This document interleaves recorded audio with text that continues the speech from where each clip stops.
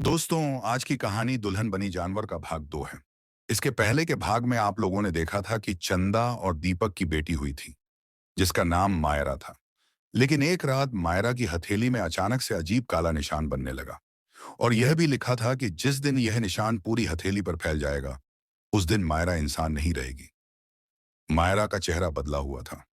हथेली पर अब मेहंदी नहीं, उभरी नसें थीं, जो पंजे जैसी आकृति बना रही थी। उस रात वह चुपचाप उठकर जंगल की ओर चली। दीपक की नींद खुली। मायरा, वो कहाँ गई? चंदा ने घबराकर दरवाजा खोला। कमरे में कोई नहीं था। खिड़की खुली थी और फर्श पर पंजों के गहरे निशान थे। मायरा एक घने जंगल में खड़ी थी, अजीब सी नींद में। उसके सामने वह छाया थी। तू आधी बन चुकी है, आधी और बनना है। मायरा ने थरथराती आवाज में पूछा। तुम कौन हो? छाया बोली। मैं तेरा पुराना जन्म हूं। मैं ही रूपमाया हूं। जिसमें मैंने जन्म लिया था वो तेरा शरीर है। अब तू मुझसे बच नहीं सकती। अब मैं सिर्फ हथेली में नहीं, तेरी रगों में बहूंगी। दीपक, चंदा और दो गांव वाले उसे खोजते हुए जंगल पहुंचे। तभी एक झाड़ी से भयानक गुर्राहट सुनाई दी और देखा, मायरा एक पेड़ से लिपटी थी। उसके हाथ पंजे जैसे बन चुके थे, नाखून जानवरों की तरह लंबे और पैने। चंदा चीखी, ये मेरी बेटी नहीं हो सकती। भैरवनाथ का शिष्य छोटा तांत्रिक श्याम वहां पहुंचा।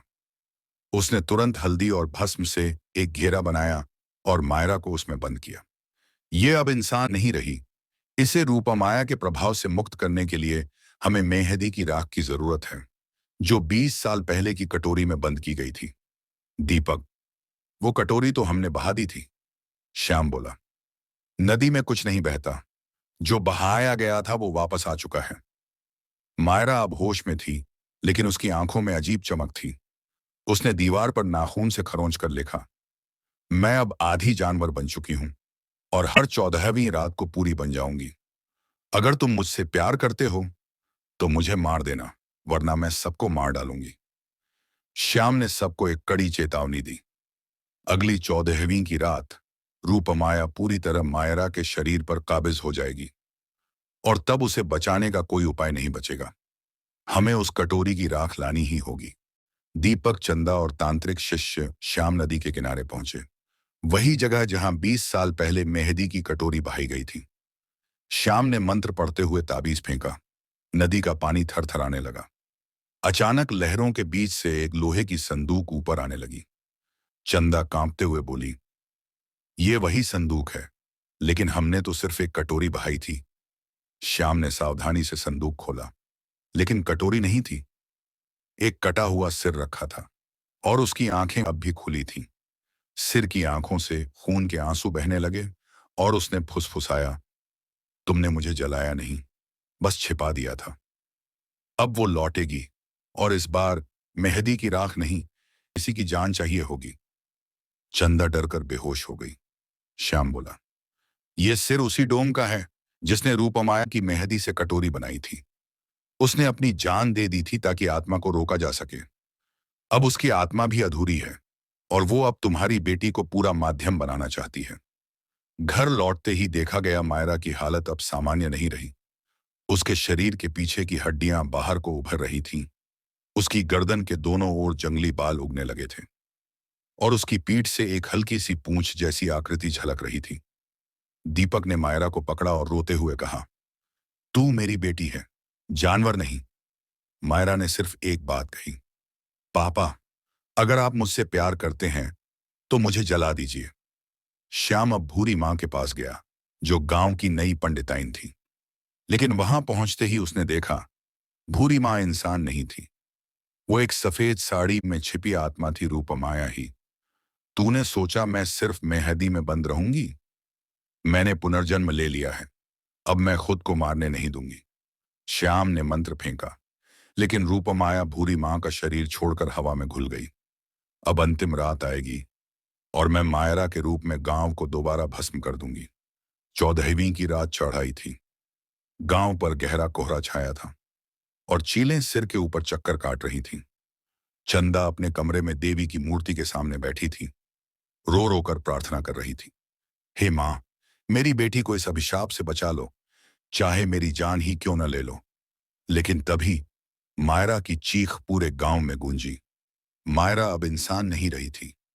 उसकी आंखें जल रही थीं लाल और पीली रोशनी से। उसकी हथेलियां पूरी तरह पंजों में बदल चुकी थीं और उसके जबड़े से नुकीले दांत बाहर आ रहे थे। दीपक ने रोते हुए कहा, मायरा, मेरी बच्ची, ये तू नहीं हो सकती। मायरा की आवाज अब दोहरी हो चुकी थी। मुझे मत रोको। रूपमाया अब पूरी बन चुकी है। मैं ही उसकी नई देह हूं। श्याम ने चारों तरफ भस्म का घेरा खींचा और मंत्र पढ़ने लगा। अग्नि आत्मा, रक्षा करो। लेकिन मायरा ने एक झपट्टा मारा और श्याम का हाथ चीर डाला। तुम सबने मुझे जलाया था, अब मैं तुम सबको जलाकर राख बनाऊंगी। चंदा उठ खड़ी हुई। उसने मायरा को देखा और उसकी आंखों से बहता प्यार अब आग बन चुका था। उसने हाथ में एक मशाल ली और तांत्रिक यंत्र के मध्य खड़ी होकर कहा, अगर इस शरीर में मेरी बेटी की एक भी सांस बाकी है तो मैं उसे खुद आजाद करूंगी, अपने हाथों से। मायरा कांपी। उसकी आंखों से एक इंसानी आंसू गिरा। मां, मुझे मुक्त कर दो, मैं अब और सह नहीं सकती। चंदा ने कांपते हाथों से मशाल उठाई और मायरा की ओर बढ़ी। एक आखिरी चीख के साथ चिता सुलग उठी। मायरा उसमें समा गई। उसके पंजे, दांत, पूंछ सब राख हो गए। सिर्फ उसकी मुस्कुराती इंसानी आंखें अंत तक खुली रहीं। चंदा घुटनों पर बैठ गई। मेरी बेटी लौट आई, मगर बहुत देर हो चुकी थी। 6 साल बाद दीपक और चंदा गांव छोड़ चुके हैं। किंवदंती बन चुकी मायरा की कहानी अब गांव की औरतें अपनी बेटियों की शादी से पहले बताती हैं। मेहंदी सिर्फ सजावट नहीं होती, वो आत्मा का दर्पण भी हो सकती है। और मंदिर के पीछे वाली पुरानी दीवार पर अब भी वो मेहंदी की हथेली लाल धब्बे की तरह छपी है, जो कभी भी गायब नहीं होती। राजस्थान के सीमावर्ती एक गांव पाराशपुर में रात के 3 बजे एक औरत ने एक बच्ची को जन्म दिया। जैसे ही बच्ची ने पहली बार रोना शुरू किया, गांव की हर गाय ने दूध देना बंद कर दिया। अगली सुबह जब चरवाहा गया, एक भी गाय के थनों में दूध की एक बूंद नहीं थी। गांव के पुजारी ने कहा, यह कोई आम बच्ची नहीं, ये पहले भी इस धरती पर आ चुकी है। गायें अब उस बच्ची के घर के पास भी नहीं जाती। अगर जबरन ले जाओ तो रंभाना शुरू कर देती हैं या बेहोश हो जाती हैं। और उस बच्ची की आंखें गुलाबी और सुनहरी दोनों रंग की थीं। वो जब भी किसी को देखती, लोग कांपने लगते, कुछ तो बेहोश भी हो जाते। बच्ची का नाम रखा गया अमाया, जिसका अर्थ होता है जो माया से परे है। नामकरण वाले दिन पुजारी ने देखा, उसकी हथेली पर एक बहुत हल्का निशान है। ये मेहंदी का नहीं, पुरानी आत्मा का चिन्ह है। चौथी रात जब अमाया ने पहली बार हंसी, गांव के मंदिर की घंटियां अपने आप बजने लगीं। और एक गाय जो कई दिनों से बीमार थी, अचानक मर गई। लेकिन उसका दूध खुद ब खुद अमाया के दरवाजे पर बहने लगा। चौकीदार ने कहा, यह बच्ची दूध नहीं पी रही, ये आत्मा से पोषण ले रही है। गांव के सबसे बुजुर्ग फकीर बलवीर बाबा ने अपनी बंद किताब खोली, जिसके आखिरी पन्ने पर किसी अनजान लिपि में लिखा था, जब फिर से मेहंदी की राख जन्म लेगी, गायें दूध नहीं देंगी और उसकी मुस्कान किसी के जीवन की अंतिम सांस होगी। बलवीर बाबा कांपते हुए बोले, रूपमाया लौट आई है, और इस बार बच्ची बनकर। गांव की सबसे बुजुर्ग औरत गंगाबाई, जो 90 की हो चुकी थी, ने एक दिन अमाया को गोद में उठा लिया। अरे री छोरी, तेरी आंखें तो जैसे चील जैसी चमकती हैं। लेकिन जैसे ही गंगाबाई ने अमाया की हथेली को छुआ, उनकी आंखें ऊपर की तरफ पलट गईं। चेहरा सख्त हो गया, सांसें थमने लगीं और शरीर पत्थर में बदलने लगा। लोगों की आंखों के सामने गंगाबाई की सांस लेती देह धीरे धीरे काले पत्थर की मूर्ति बन गई। जब लोगों ने गंगाबाई के जम चुके शरीर को देखा, तो उसकी हथेली पर मेहंदी जैसी आकृति उभर आई थी, जिसमें लिखा था, मैं लौट आई हूं, इस बार कोई मुझे नहीं जला पाएगा। गांव में कोहराम मच गया। पंचायत बुलाई गई। अमाया को मनहूस करार दिया गया। बलवीर बाबा ने लोगों को रोका, वो कोई आम बालिका नहीं है। अगर तुमने उसे मारने की कोशिश की तो पूरा गांव पत्थर में बदल जाएगा। उन्होंने अपनी किताब का अगला पन्ना खोला, जहां लिखा था, जो बच्ची मेहंदी की आत्मा लेकर जन्मी हो, उसके पहले स्पर्श में जीवन और मृत्यु का खेल छिपा होता है। अमाया की मां, जो अब तक सब कुछ चुपचाप देख रही थी, वो कहती थी, उसने पहली बार अमाया को नजरों में भरकर देखा। मेरी बच्ची, तू क्या है? मेरी कोख से आई या किसी और लोग से? उसने धीरे से अमाया के माथे पर एक पुराना ताबीज बांधा, जो उसकी दादी ने कभी पहनाया था। पर ताबीज ने धुआं छोड़ दिया और जल गया। निशा डर गई। उस रात अमाया खिड़की के पास बैठी थी, महज 6 महीने की बच्ची, लेकिन उसकी आंखों में समझदारी थी। वो फुसफुसाकर बोल उठी, माँ, उस औरत ने मुझे कभी जल्दी जल्दी चिता पर फेंका था। आज मैंने उसे पत्थर बना दिया। एक एक कर सभी लौटाए जाएंगे, मेरे लिए। निशा की आंखें फटी की फटी रह गईं। अमाया अब सो चुकी थी, मगर उसकी हथेली की मेहंदी वाली आकृति अब धीरे धीरे गहरे लाल रंग में बदल रही थी। और दूर जंगल में एक बूढ़ी औरत की आत्मा भटक रही थी। वो थी रूप अमाया की अधूरी आत्मा, जो अब अमाया के शरीर को पूरी तरह से ग्रसित करने को तैयार थी। पाराशपुर गांव से कुछ ही दूरी पर एक पुराना गहरा कुआं था, जिसे रूपकुंड कहा जाता था। जो इस कुएं में झांकता है, उसे अपनी मौत की झलक दिखाई देती है। गांव के लोग वर्षों से इस कुएं के पास नहीं जाते थे, लेकिन उस दिन अमाया अपने आप चलते चलते जंगल में कुएं के पास पहुंच गई। अमाया, जो अब मुश्किल से 7 महीने की थी, बिना किसी डर के कुएं के मुहाने पर जाकर बैठ गई। उसके ठीक सामने कुएं के जल में एक परछाई उभरी, मगर वो अमाया की नहीं थी। वो एक जवान औरत की परछाई थी, जिसके सिर पर मेहंदी से सना दुपट्टा था, आंखों में खून और होठों पर अजीब मुस्कान।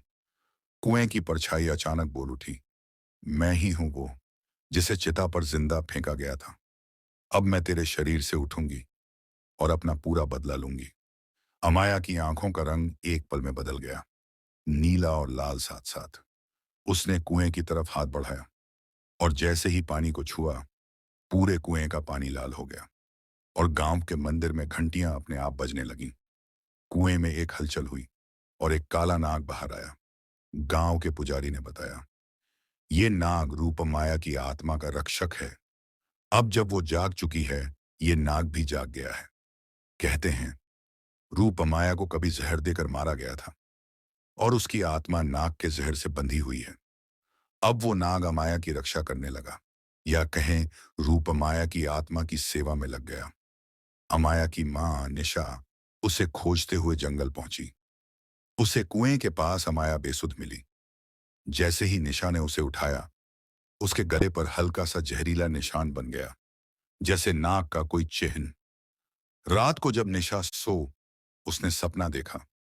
रूपमाया उसके कमरे में खड़ी है और कह रही है, तू मेरी मां नहीं, मैं तुझे मां नहीं मानती। तू भी जलाएगी चिता मेरी तरह। बलवीर बाबा ने कहा, अगर ये आत्मा पूरी तरह से जाग गई, तो ये बच्ची खुद को नहीं पहचान पाएगी। उसे या तो तांत्रिक की राख से रोका जा सकता है, या फिर वो खुद एक दिन रूपमाया बनकर गांव को भस्म कर देगी। गांव के 4 तांत्रिक बुलाए गए। अब फैसला लिया गया, अमाया को रूपकुंड के कुएं में दोबारा ले जाकर आत्मा को वहीं बांधा जाए। मगर क्या आत्मा इतनी आसानी से बंधेगी? 4 तांत्रिक, भैरवनाथ, अग्निदेव, तृप्तिशंकर और कल्याणदास, गांव में एक विशेष अनुष्ठान के लिए बुलाए गए। उन्होंने कहा, इस बालिका में सिर्फ रूपमाया की आत्मा नहीं, उसका अधूरा श्राप भी समाया है। इसका क्रंदन अगर खुले आकाश के नीचे हुआ, तो गांव की हर औरत उसकी पीड़ा की सजा भुगतेगी। और अनुष्ठान का समय रखा गया अमावस की रात। रात 12 बजे पूरा गांव सन्नाटे में डूबा था। निशा कांपते हुए अमाया को अपनी गोद में लेकर रूपकुंड कुएं की ओर बढ़ी। चारों तांत्रिकों ने मंत्रों से मार्ग को शुद्ध किया, पर जैसे जैसे अमाया कुएं के पास पहुंची, उसका शरीर ठंडा, फिर गर्म, फिर हल्का नीला होने लगा। जैसे ही अमाया ने कुएं के जल को छूकर पहला आंसू गिराया, उसकी चीख हवा में गूंज गई। वो सिर्फ एक रोना नहीं था, वो आत्मा की हजारों साल पुरानी यातना थी। उस चीख के साथ ही गांव के हर घर में औरतें अपनी आंखों को पकड़कर चिल्लाने लगीं, और फिर हर महिला की आंख से खून बहने लगा। बलवीर बाबा की आंखें फटी की फटी रह गईं। वो चिल्लाए, ये सिर्फ आत्मा नहीं, ये शापित देवी बन चुकी है, जिसका हर आंसू, हर दर्द स्त्री जाति के रक्त से कीमत वसूलता है। अमाया की आंखें अब पूरी तरह लाल थीं। उसने कुएं की तरफ देखा और अपने नन्हे हाथ से पानी में लकीर खींच दी। कुएं से रूप अमाया की परछाई निकली और हवा में तैरती हुई बोली, मेरी पीड़ा को जिसने भी अनदेखा किया, उन सबकी आंखों से सच्चाई निकलेगी खून बनकर। औरतें भागने लगीं, चीखने लगीं, कुछ अंधी हो गईं, कुछ बेहोश।